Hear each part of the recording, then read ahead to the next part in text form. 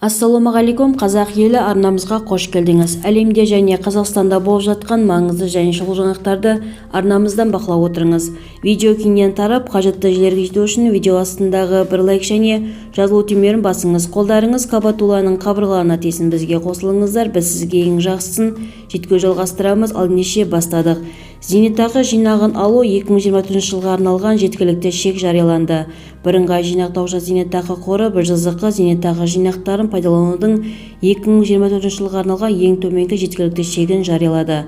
Қазақстанда 2024 жылдың 1 қаңтарынан бастап ең төменгі жеткілікті шек мөлшерлемесі күшіне енеді. 2024 жылға арналған шекті мәндер өзгерген жоқ. Шамамен 2023 жылғы деңгейде қалды және жасына байланысты 3-тен 10 миллион теңгеге дейін болды.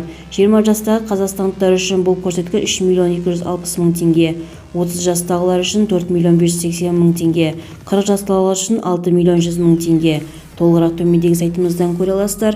Егер де біздің видеороликті ұнаса, подписаться және бір ғана лайк түймесін басып кетулеріңізді сұраймыз. Лайк басқан қолдарыңызға гүл бітсін.